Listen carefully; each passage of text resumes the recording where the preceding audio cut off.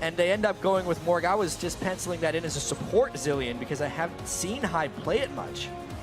That's going to be very difficult for Froggen to roam on once Zilean gets a few points in his time box. Follow the Fnatic versus OMG encounter, but we'll see if these two teams can match it. And as the players load in, who do you guys think holds the edge in this match? Tweet at LOL Esports using the hashtag ALLWin. Definitely seen out there. They have the idea of where Froggen is. That means Wicked now goes aggressive. Before he was playing completely passive, but that instant thing that happened in Cloud9's first game against Alliance is they allowed the Aurelia through. Now Alliance is going to try and punish. Uh-oh. Yeah, I'm not sure that Ball's actually meant to put down the stun on towards Wicked there. Shook comes rolling on through. First gank results in a first blood, but Shook might be in a little bit of trouble. Going to be chased here by Meteos. High is actually coming around as well. Going to get the speed up. There is the bomb coming down. I think that's enough. Yeah, the auto attack will help, and High is going to take down Shook. I have to say, Balls did not play that gank properly. You would want sneaky. Shook charging up here. Zoom. Looks like he could zoom. That's going to be a face-to-face hit up. Wow, Meteos in the back pocket of High here. Gets the Zilean ult down. The Ignite will not tick fully, so he's not going to come back stronger. Back to lane in an instant with home guard power.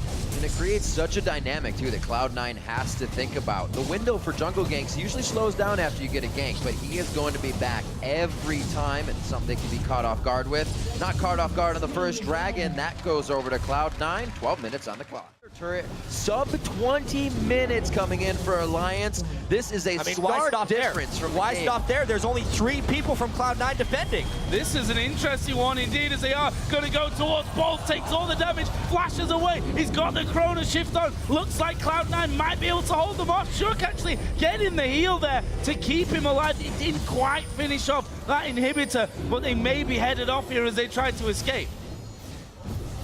Hopefully buying some more time for themselves. Froggen flashing already with the Spirit Rush down. That's 1 to 2 lockdowns. They could be cleaning this one up now. That's going to be Sneaky picking one up. No. Oh, yes, he does. He does grab one. Transcendent Blades coming off from the side here from Wicked.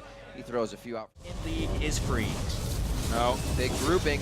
Here comes Shook as well. They're going to go in towards High. He's got his ultimate back up though. Bomb on Wicked said Meteos actually going very, very low. But where's the focus here? Everyone's low, but no one's down. Sneaky finishes off Nif. Shook's going to fall low. We'll be able to roll away. Continue to trade turrets though, and it may be a bit too much to bear for Cloud9. A bit too much indeed. You see Lemon Nation saying we need more damage. Needlessly large rod after his Sight Stone as well. They are trying to be able to put out the power in these fights. That this game, but at the moment, because they are down 6 turrets, they're pushed into a different mindset. Meteos is caught. And he's dead. Tabs will pick up that kill, and a nice little bait using that pink ward to try and lure them in. Cloud9 thinking, okay, we can get rid of that ward. Actually, there is High going to get caught out. They leave him up here. Wicked's going to keep chasing him down. There is Rammus rolling on forward. Decides not to go too far, though. Cloud9 here, headed straight down this middle lane. They want to go on this inventory. Lemonation's really low on mana for Cloud9 to be posturing so aggressively. That's what Nif sees. He goes. The double headbutt pulverized from Nif with his ult on. They're on to Taz, but it's only Meteos. Ball's trying to focus that. Chrono Shift's going to come back up for him, but they're standing in tremors right now, and it's a lockdown kill onto Tabs. The Cathian surprise to deliver out the damage does not help, but Balls is on the run here. Alliance coming up on the fight overall. Actually, a 2-2 across the board. The inhibitor. Cloud9 doesn't have vision control over this dragon. Oh, real dangerous. Whoa! Meteos going right between them here. Lemon Nation going to get taunted in, but who are they going to go for? Wicked diving in the back to good ultimate from Lemon Nation, and the Cullen is going to go through them. Ball's got the ultimate on him from Zilean. Lemon Nation still alive here. Finally a flash in from Tabs. They've managed to lock up Balls, but he gets the kill onto Froggen. Shook will actually go down as well. Balls are still going. Are you kidding me? And the bomb will get another one. Triple kill for Tabs on the other side though. It's a 4 for 4. The focus of that Chrono Shift just about every single time. You can see him bringing out a blue elixir for this one. Cloud9's definitely want to get back to the fight. The teleport into the Death Rush. Culling coming out from Sneaky. Meteos missing the flag and drag on that one, and that is the re-engage. A nice orb of deception through the whole team from Froggen, but he's locked up right now. Can't deliver any more damage. They pick up 1. They pick up 2. They're on the balls now with the headbutt pulverized, and they are going to get 4 kills for themselves. They're not going to lose any this time, though. He's got heal back up, but Alliance are going to pick up the Baron. And a crazy little fight, and this time they did it right. They waited for the chrono shift to come down, stepped back and said, okay, let that run out, and then we can fight him once again.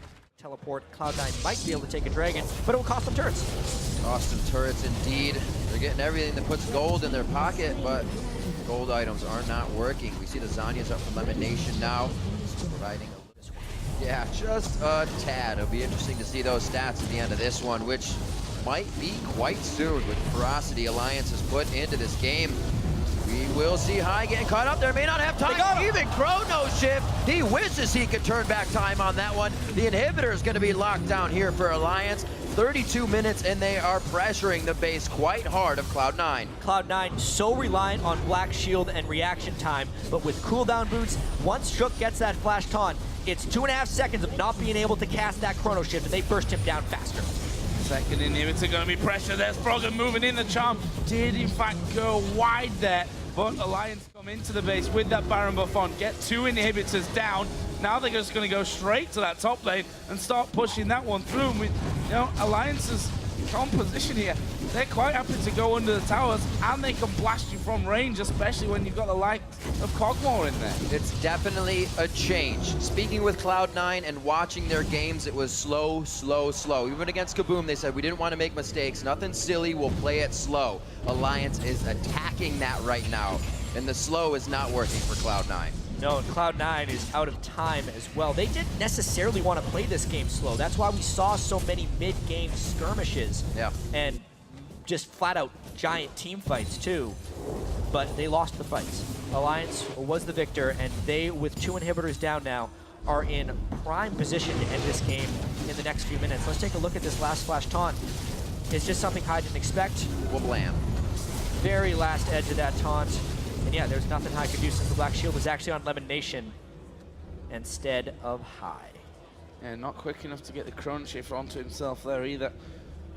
I mean, there was a split second where he wasn't locked up there, but at the same time, you don't want to just use a Chrono Shift as soon as someone flashes on you.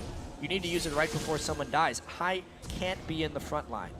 Obviously, hindsight is 20/20, but Shook had the faster fingers there.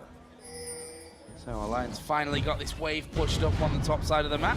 Shook actually just going to walk on straight into that minion wave, and actually should get behind or away from his minions there to stop that bomb just wiping out that entire wave. Without that, I think Alliance still going to be playing this one cautiously. And I will say, just a great job of Alliance to stack magic resistance. They've been playing these fights perfectly, almost ignoring the magic damage threats because of their items and being able to get sneaky in positions where he can't deal that much damage. It's worked wonderfully. Wow. That graph really telling the story of this game. Very, very close most of the time.